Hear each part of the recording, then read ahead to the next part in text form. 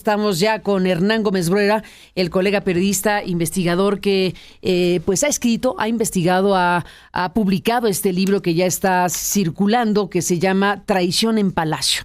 Estamos hablando de algo que los lectores del Universal ya pudieron ver en un capítulo adelantado. Hemos escuchado algunas cosas efectivamente del propio Hernán en su comentario de ayer, y todo esto que involucra pues una historia que titula así: Traición en Palacio, el negocio de la justicia en la 4T. Hernán, buenos días y bienvenido al programa. Hola Carmen, ¿cómo estás? Gusto en estar aquí. Igualmente, bueno, para el público de este espacio, ¿de qué va esta traición? ¿De qué estamos hablando? ¿De qué se trata este libro? Bueno, es la historia de un hombre que se ganó la confianza del presidente López Obrador, que participó muy de cerca en las campañas de la izquierda en México, desde el PRD hasta la formación de Morena, que tuvo un rol muy importante en los diversos gobiernos de la Ciudad de México, y que a la par fue tejiendo una red de negocios motivado, digamos, por un deseo cada vez más grande de dinero y poder personal, que lo llevó finalmente a traicionar al presidente López Obrador, pero sobre todo al proyecto de López Obrador, a la gran narrativa de separar el poder económico del poder político y de combatir la corrupción. Y lo que hice yo, Carmen, es una investigación producto de cerca de 2 años y medio de trabajo. Yo empecé a escuchar acerca de este personaje, Julio Scherer Ibarra, desde el principio del sexenio. Me contaron historias de lo que estaba sucediendo con este personaje, de lo que estaba haciendo y del inmenso poder que tenía. Fue uno de los hombres más poderosos en este país, más cercanos al presidente López Obrador.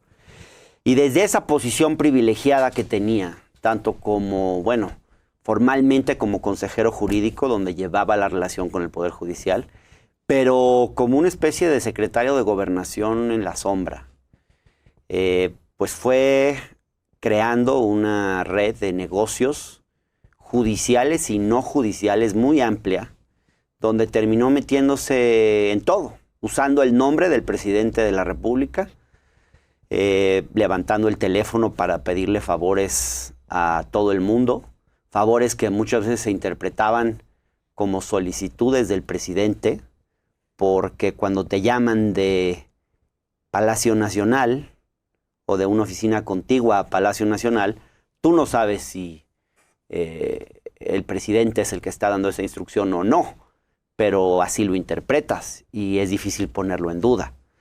Y desde esa posición, Julio Scherer Ibarra fue creando una serie de negocios. Y bueno, lo que hoy sabemos es que mintió en sus declaraciones patrimoniales desde un inicio, pero además que hizo negocios de todo tipo, se metió en todos lados. Pero el tema central, el ámbito central de su actuación, Carmen, es el ámbito judicial, donde él ya tenía una carrera como abogado y como broker de la justicia, donde participaba en una serie de esquemas que ahí está el centro del libro, la forma en que funcionan los negocios judiciales en México. Julio Scherer Ibarra empezó a operar esquemas de este tipo desde los gobiernos de izquierda en la Ciudad de México. Desde que empezó, digamos, a litigar, él era muy cercano a Edgar Elías Azar, el expresidente del Tribunal Superior de Justicia de la Ciudad de México, entonces del Distrito Federal, y desde esa posición tenía una relación privilegiada con Edgar Elías. Y desde ese momento él empieza a crear, digamos, se empieza a consolidar como una especie de broker, un intermediario entre despachos de abogados y jueces y magistrados para obtener sentencias a modo. Y eso es lo que para mí es más importante de esta investigación, es hablar de cómo funciona el negocio de la justicia en México y el rol que juegan estos brokers, que son los que intermedian esa relación. Y en los grandes juicios de élite de este país, donde se manejan enormes sumas de dinero, la realidad, Carmen, es que se compra y vende la justicia en este país. Hay un mercado de la impunidad. Y son algunos, poquitos, los que controlan ese mercado de la impunidad. Con este gobierno, cuando López Obrador llega al poder, pues Julio Scherer Ibarra pasó a controlar ese mercado de una forma monopólica y con muy poco cuidado, porque siempre había sido un negocio que transcurría en mucho sigilo y con mucho cuidado. Las cosas se hacían con mucho cuidado, pero cuando llegó Julio Scherer Ibarra, llegó a hacerlo con una voracidad tan grande que dejó muchos rastros y dejó a muchos heridos en el camino. Y bueno, lo que vemos es el resultado de esto, que está narrado sobre todo en la segunda parte de este libro, que son algunos de los casos más polémicos en los cuales el ex consejero pues, se involucró directa o indirectamente a través de una serie de despachos de abogados para, en algunos casos, digamos, extorsionar, en otros casos traficar con influencias, y en otros casos simplemente apuntalar sus propios negocios. ¿Qué casos? Mira, están en una ilustración que ponemos en la figura, a ver si nos la pueden poner en pantalla. La figura, algunos ya los había presentado aquí el abogado Paulo Díez Gargadi, ¿recuerdas? Sí. Son, digamos, 4 los despachos de abogados. ¿Tienes por ahí el...? A ver, son 4 los despachos de abogados. A ver si podemos aquí encontrar. Nuestra producción tiene lo que le presentaste a la producción de este espacio, sí. Que estás mencionando, que estamos hablando sí. de pues unos esquemas que están, digamos, adecuando la información que en su momento Paulo Díez Gargadi presentó. Figura 2.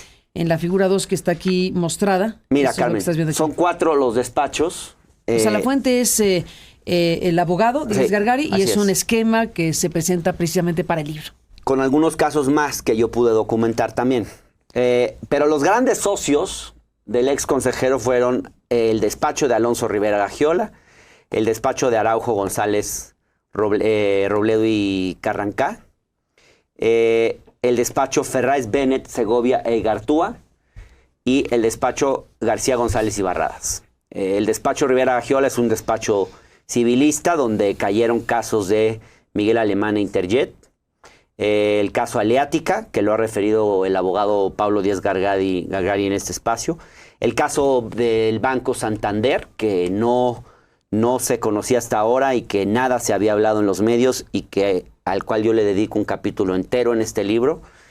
Luego, estos son solo algunos de los casos, hay muchos más, estos son ejemplos, pero el otro es el despacho de Araujo, que estuvo en los medios por el caso Juan Collado, pero que también se involucró en el caso Ancira, en el caso de Emilio Cebadúa, por el tema de la estafa maestra. También estuvo involucrado en el caso de Aleática. Está también el caso, está el despacho Ferráez Bennett Segovia e Igartúa, que básicamente ahí están los negocios inmobiliarios del ex consejero. Y luego un cuarto despacho del que no se ha hablado tanto y no ha estado tanto en los medios, a pesar de que es el que más despegó durante estos años, gracias a su alianza con Julio Scherer Ibarra, con el ex consejero, porque a diferencia del despacho de Araujo, por ejemplo, o del de Rivera Gagiola, que ya tenían una trayectoria previa importante, García González y Barradas no era un despacho muy conocido. El Chino y Memo, como se les conoce a las figuras más importantes, a los abogados más importantes de este despacho, son Roberto García González y Guillermo Barradas. Llevaron un sinnúmero de casos en los que se manejaron millones de pesos, o dólares más bien, porque es un despacho que suele manejarse en dólares, pero ahí cayeron los casos de Cruz Azul, que es uno de los más escandalosos, donde se han manejado cifras millonarias y que también yo le dedico un capítulo entero en mi investigación, Carmen. El caso Oro Negro, donde el ex consejero jurídico, pues, básicamente utilizó la justicia para una venganza personal con el hijo del ex secretario de Hacienda, Francisco Gil. En ese despacho también cayeron los casos de Álvarez Puga, de Raúl Beiruti, de León Trawitz, de los hermanos Selman, de la familia Jenkins. Estos son algunos de los casos, pero lo interesante de la investigación, creo yo, Carmen, es cómo esto no se queda solamente en los despachos de abogados. Es la relación que esos abogados establecen con jueces. Entonces hay otra figura que yo muestro donde se puede ver, es la figura, la tercera, donde ustedes pueden ver, la figura 3, pero dice elementos del Poder Judicial y Fiscalías vinculados a la red Scherer. Ahí lo tenemos. Bueno, ¿qué vemos aquí, Carmen? Pues que la red de complicidades y la red de negocios judiciales que creó el ex consejero jurídico, pues no hubiera sido posible sin el control que tuvo sobre el Poder Judicial, tanto de la Ciudad de México como del Poder Judicial Federal, y de las fiscalías, tanto de la Fiscalía de la Ciudad de México como de elementos de la Fiscalía General de la República. Ahora sí que es imposible que Julio Scherer Ibarra haya podido hacer lo que hizo él y sus despachos sin la participación del expresidente de la Suprema Corte de Justicia de la Nación, Arturo Saldívar, sin la participación de Carlos Alpizar, el secretario general del Consejo de la Judicatura, y lo mismo en la Ciudad de México, sin la participación del magistrado Rafael Guerra, el presidente del Tribunal Superior de Justicia de la Ciudad de México, que además aparece implicado en muchos de los testimonios, implicado en actos concretos de corrupción.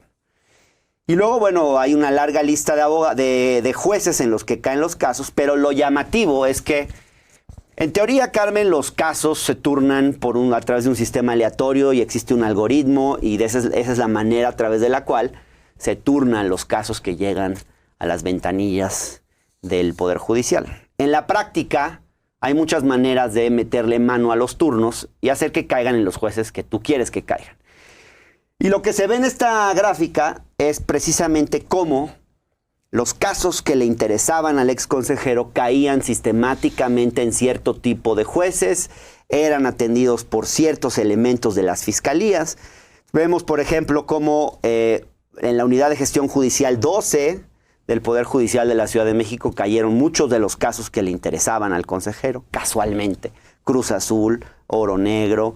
Desde ahí también se dirigió la persecución en contra de Carlos Cabal, a quien el ex consejero quería apartar porque pues, lo quería sacar de la jugada de la compra de Radiópolis.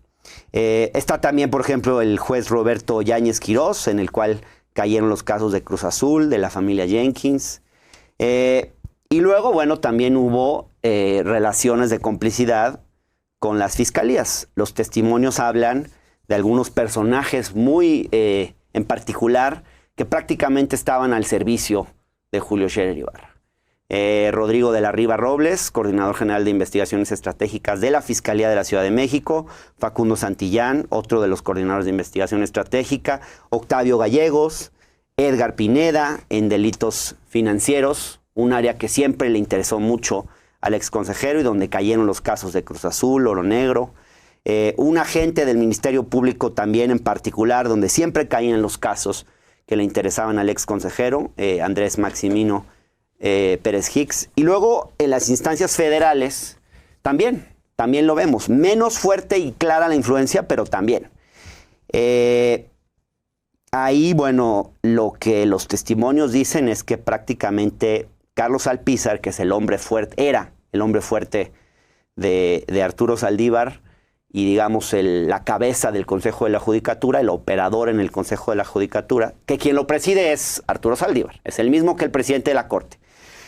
Pero Carlos Alpizar prácticamente le llevaba listas de temas al exconsejero. Claro, le sacaba los temas que le interesaban al presidente, pero también los temas que eran de interés personal para Julio Scherer Ibarra.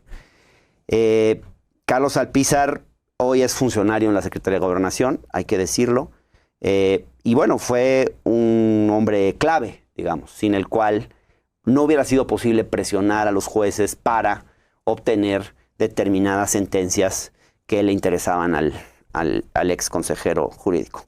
Quinto Tribunal colegiado de circuito en materia penal, juzgado 10º de distrito en materia penal, juzgado 8º de distrito en materia penal, el caso del juez Iván Seferín Hernández, juez penal de distrito en Almoloya, donde pues cayeron muchos casos que le interesaban al ex consejero, como Cruz Azul, como el de los hermanos, la disputa entre los hermanos Elman y los Zagatawil, el caso de la familia, el caso de Emilio Cebadúa, y así. Y bueno, y en la Fiscalía General de la República también Scherer tuvo una relación estratégica con Alfredo Higuera Bernal, el titular de la Fiscalía Especializada en materia de delincuencia, y con Mauro Anselmo Jiménez Cruz, también el responsable del lavado.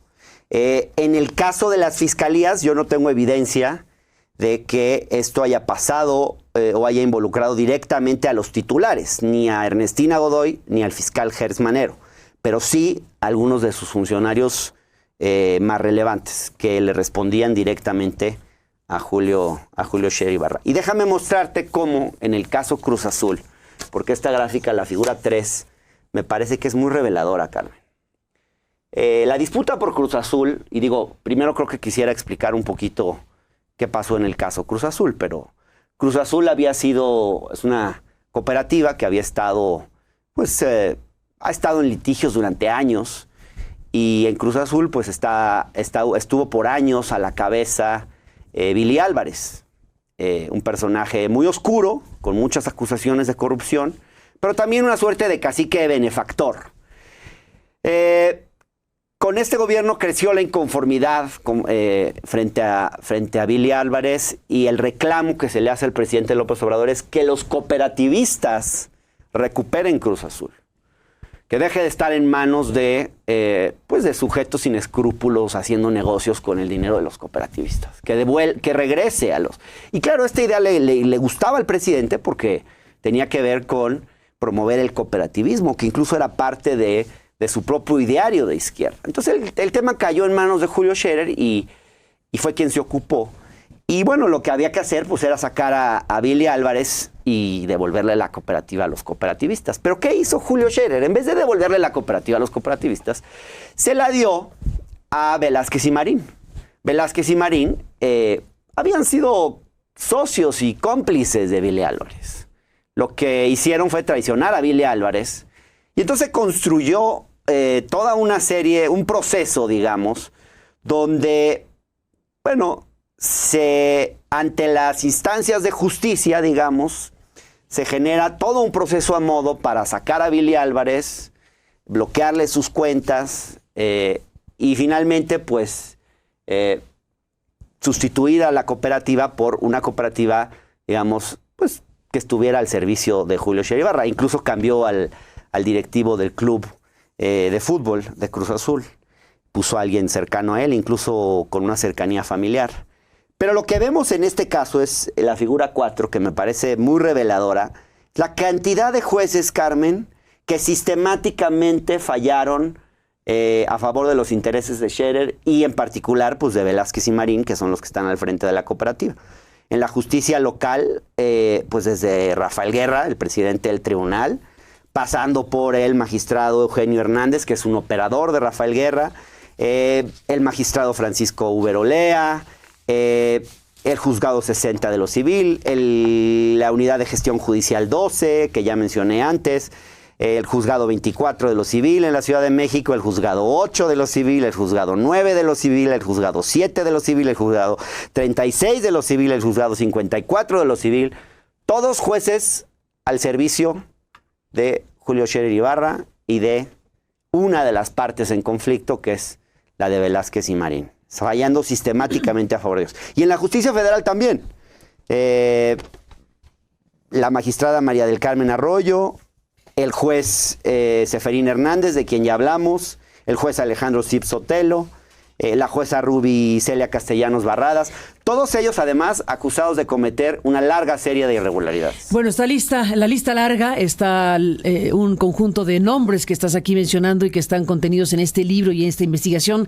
Déjame detener, Hernán Gómez Bruera, en el eje principal de toda esta historia, que es la relación de Julio Scherer con el presidente López Obrador. Sí. Tú afirmas aquí hubo una traición en Palacio. Eso significa que el presidente no se percató de nada de lo que estás diciendo.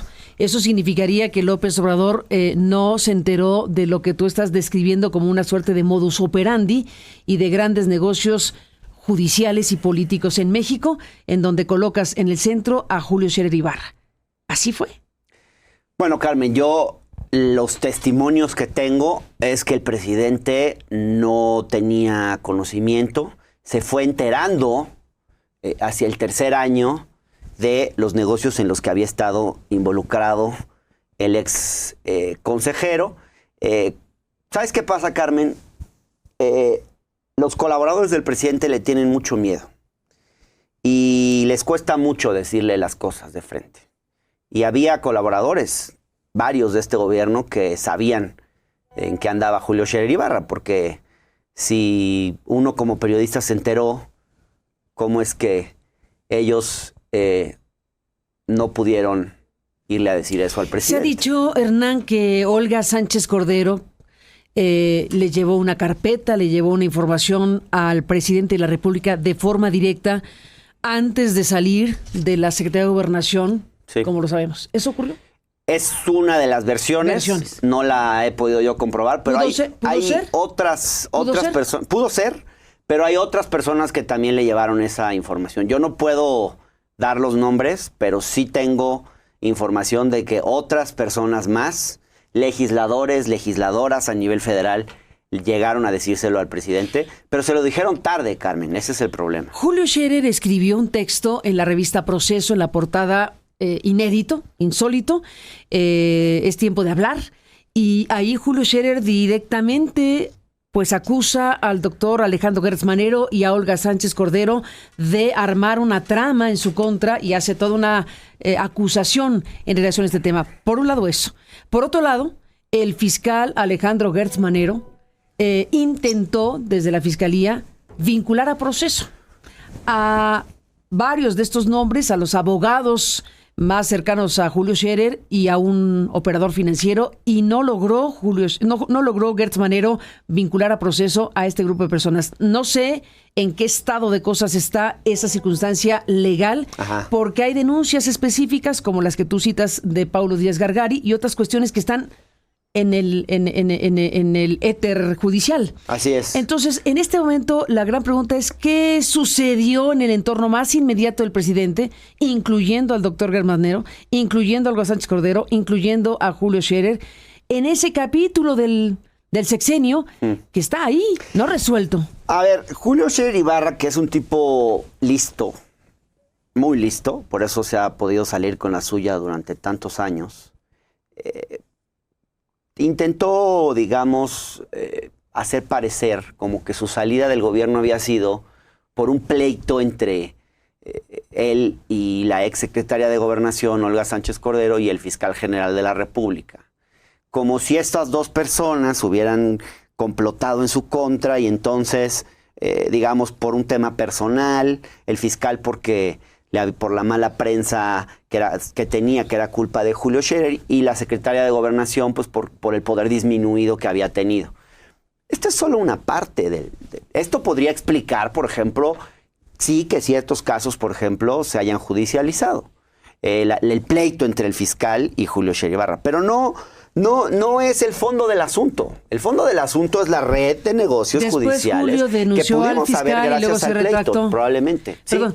Sí, por supuesto que sí, perdón, pero déjame hacer esta parte. O sea, hubo acciones judiciales de Julio versus Gertz, de las cuales después desistió. O sea, así es. Esa historia no ha terminado de contarse, esa parte. No. Entiendo que tú dices, el eje principalísimo de este libro es mostrar un modus operandi de negocios judiciales vinculados con la política en el alto nivel. Así es. Y pues aquí estás tú explicando y exponiendo lo que obtuviste a partir de 80 entrevistas y testimonios y el acceso a documentos importantes.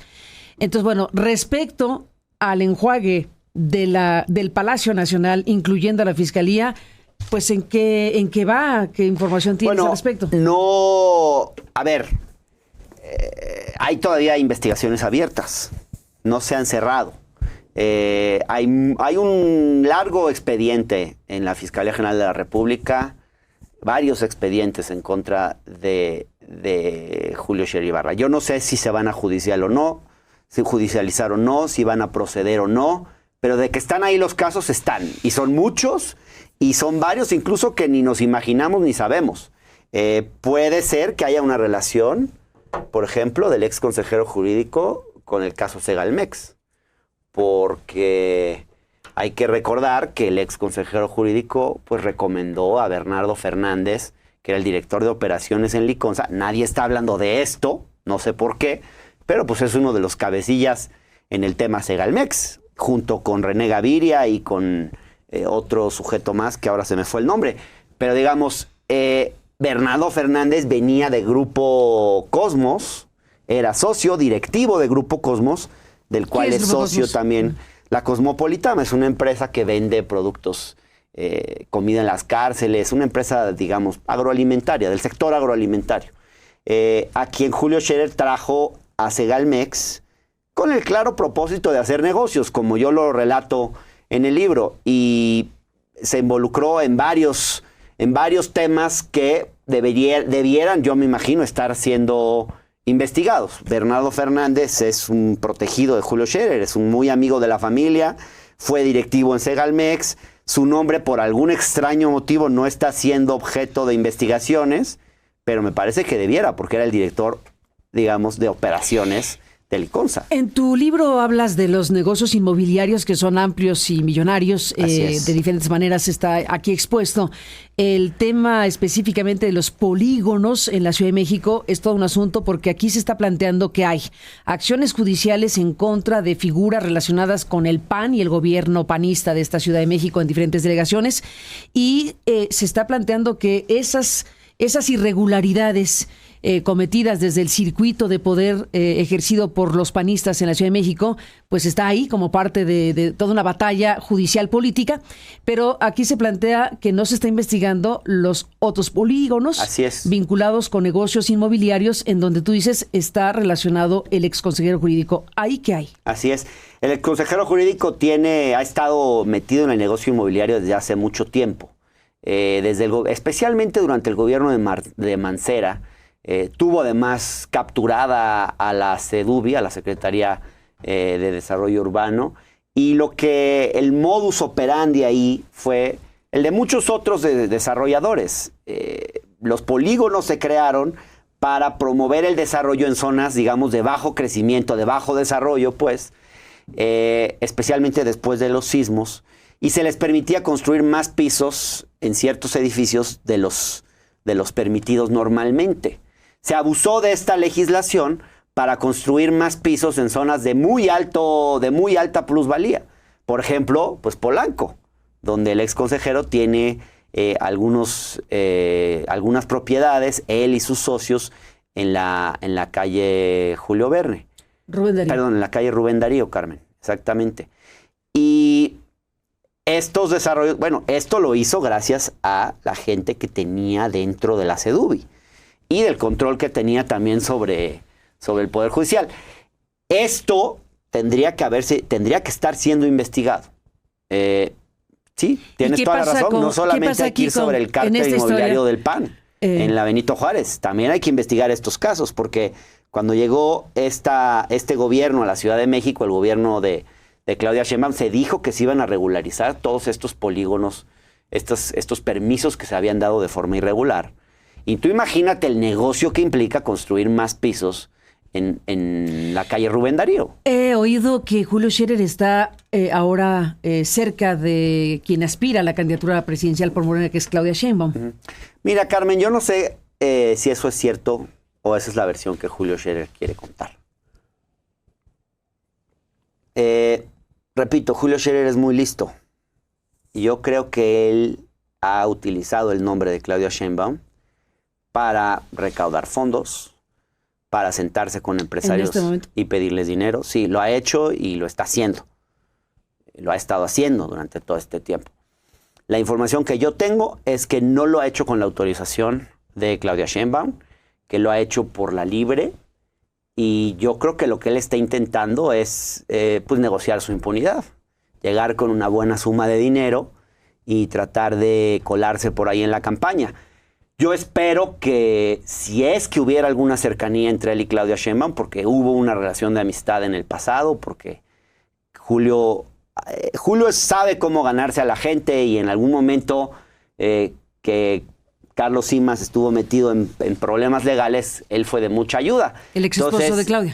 Así es, el ex esposo de Claudia. Entonces hay una relación, hay una cosa como de gratitud que el ex consejero ha sabido manipular para sacarle pues todo tipo de favores, y lo que hace es intentar dizque ayudar a Claudia Sheinbaum, cuando en realidad lo que está haciendo es tratar de colarse, consiguiendo favores personales. Yo creo que sería importante que Claudia Sheinbaum aclarara cuál es su relación y que pintara su raya.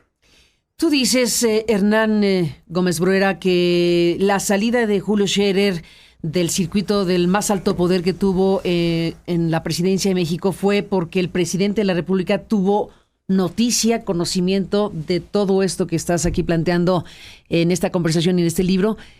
Si eso fue así, la salida fue por demás amistosa. Fue clarísimo que salió de ahí, efectivamente perdió el poder de Palacio, le quitó el cargo y el encargo y le llamó hermano. Es decir, el presidente de la República en este punto no es... Uno entendería que no considera que todo esto sea cierto.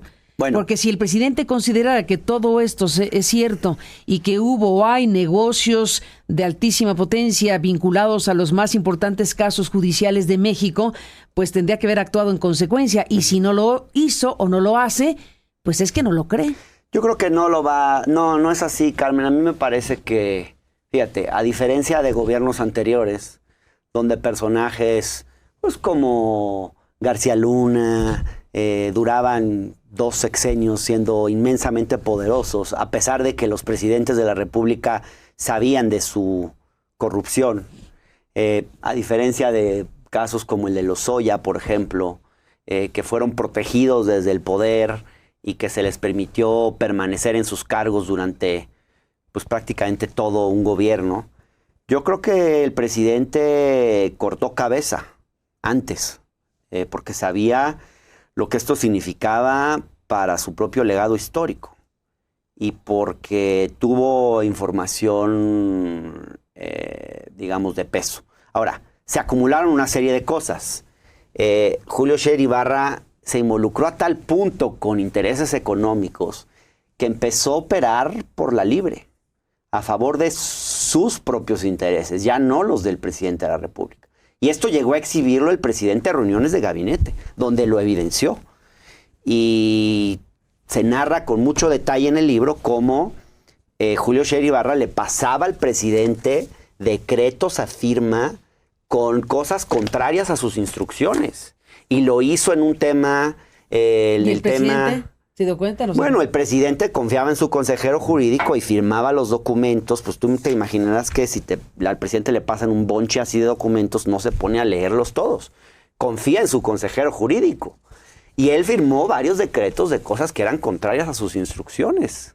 ¿El glifosato? En el tema del glifosato, por ejemplo, en el tema de la prohibición del glifosato, donde lo que hizo el consejero aliado con Víctor Villalobos, su yerno, fue intentar retrasar la decisión de la prohibición del glifosato, diciendo en un decreto que se iban a hacer estudios y finalmente quizás se prohibió o no, pero digamos, básicamente era patear el tema para no prohibir el glifosato, que era una instrucción clara del presidente y que se había discutido mucho en el gabinete.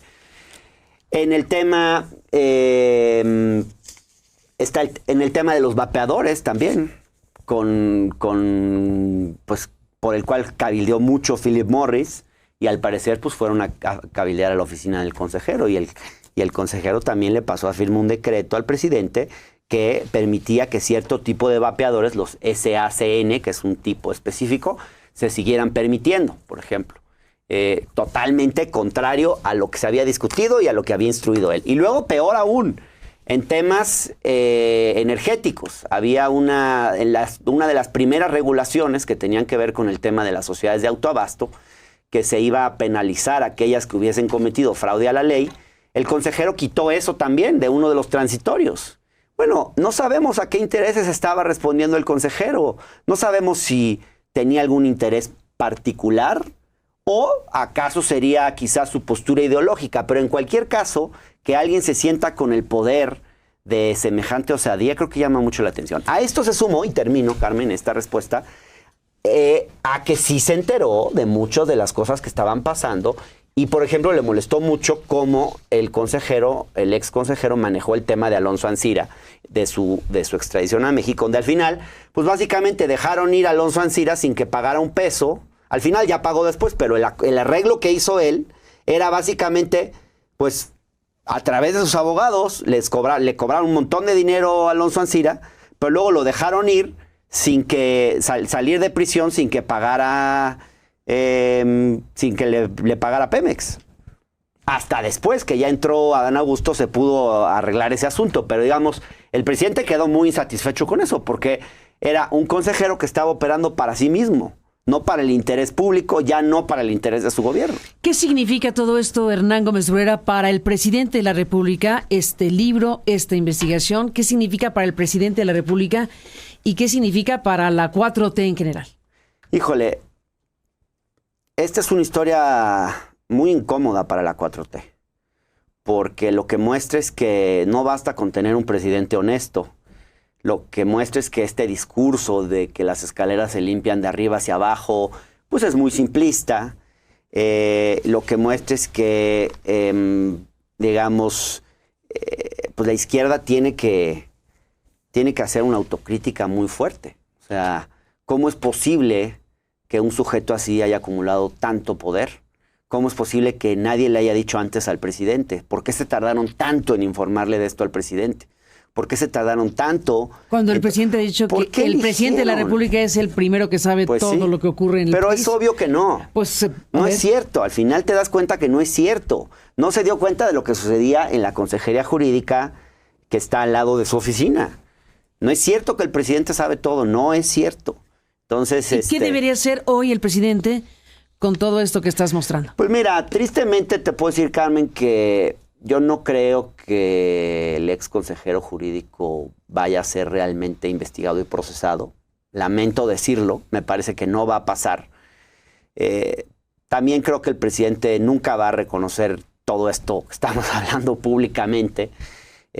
No va a decir que se equivocó en elegir a este personaje para un puesto tan importante ni en haberle dado tanto poder. No le va a dar ese gusto a la oposición, me parece. Pero esto va más allá de la oposición. Esto va más allá de la oposición. ¿Qué va a pasar? Pues no sé, no tengo una bola de cristal. Yo al menos espero que la 4T establezca un cierto estándar ético y moral, donde quede claro que sujetos como el traidor de Palacio no pueden tener cabida en un proyecto y en un gobierno de izquierda. Sabiendo de esta entrevista, Hernán Gómez Bruera, buscamos a Julio Scherer para plantearle que si tenía algo que decir. ¿Ahí está en la línea? No está en la línea. Simplemente te diría que lo buscamos sabiendo que tendríamos esta entrevista contigo y nos ha dicho que no tiene nada que decir al respecto de lo que se está publicando. Entonces, bueno, está abierto el espacio por si Scherer, Ibarra o los aludidos tienen algo que decir. Desde luego, este es un espacio abierto, como lo hemos hecho en otras ocasiones. El propio Julio Scherer ha estado en este programa. Los abogados, varios de los que has mencionado, ahí han estado en este programa, pues justamente cuando se ha hablado de este tema en otros momentos. Ahora tú aportas este libro con un conjunto de testimonios muy importantes, documentos y todo lo que nos estás compartiendo en este momento. ¿Hablaste con Scherer tú? Hablé con Scherer al principio cuando lo estaba investigando. Logré, digamos, yo siempre busqué a Scherer desde hace mucho tiempo. Nunca me quiso recibir. Era alguien que no daba entrevistas, que se manejaba siempre. A él lo que le gusta es operar tras bambalinas y no dar la cara, no salir él. Casi nunca daba entrevistas a nadie. Después de escribir algunos artículos cuestionando, por ejemplo, cómo había el papel que jugó, que no hablamos de esto, pero el papel que jugó en la elección de 2021, donde pues le jugó en contra a varios candidatos de Morena, por cierto, que esa es otra historia que ahí se puede leer en el libro. ¿En qué alcaldía? Es un capítulo entero que ya no me quiero ya distraer en eso, pero finalmente logré que me recibiera. Hablamos cerca de 2 horas y media. Yo no puedo citar lo que se habló en esa conversación porque fue una plática off the record. Y un periodista no puede traicionar el off the record de sus fuentes. Pero sí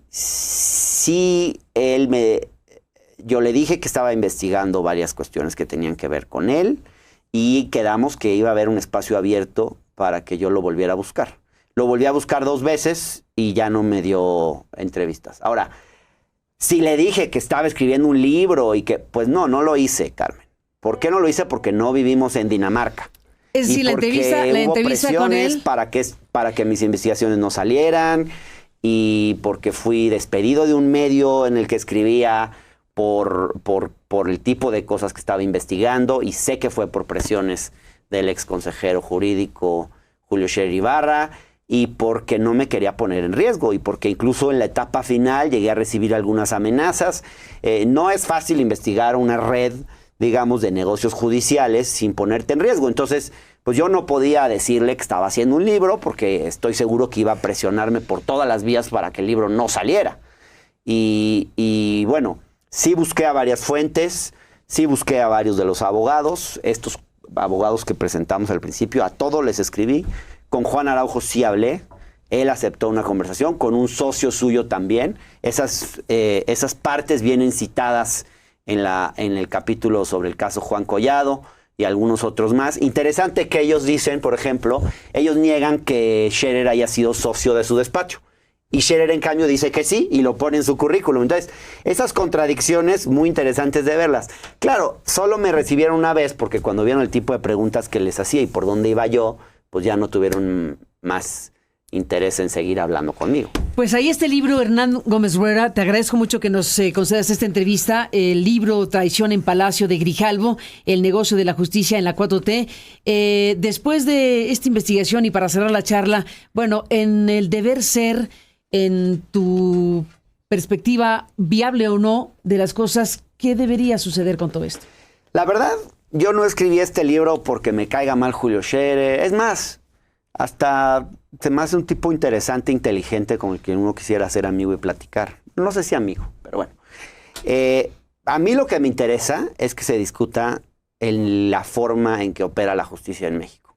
O sea, que el próximo presidente o presidenta de este país, y quien sea que llegue al poder, se dé cuenta que hay que modificar nuestro sistema de justicia y que hay que hacer una reforma real al Poder Judicial, porque es el más corrupto de los poderes y es del que menos hablamos. Y porque creo que este gobierno se equivocó en no promover una reforma real de fondo en el Poder Judicial. Bueno, porque es ahí donde se cocinan los privilegios. Un gobierno que quería combatir los privilegios, pero mantiene los privilegios de las élites que pueden comprar el acceso a la justicia, en un país donde las personas de a pie no pueden obtener justicia, donde quienes obtienen justicia la obtienen por la vía del dinero en muchísimos casos.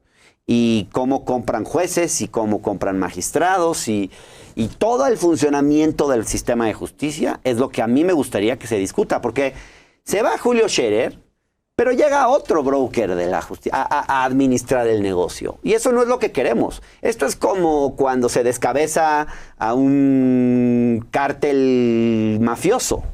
Pues viene otro a encabezar el negocio. O sea, el problema es el negocio, no es quién está a cargo del negocio. Entonces yo lo que quisiera es que pudiéramos discutir el sistema de justicia en México y cómo reformarlo. ¿Este libro se lo mandaste al presidente de la República?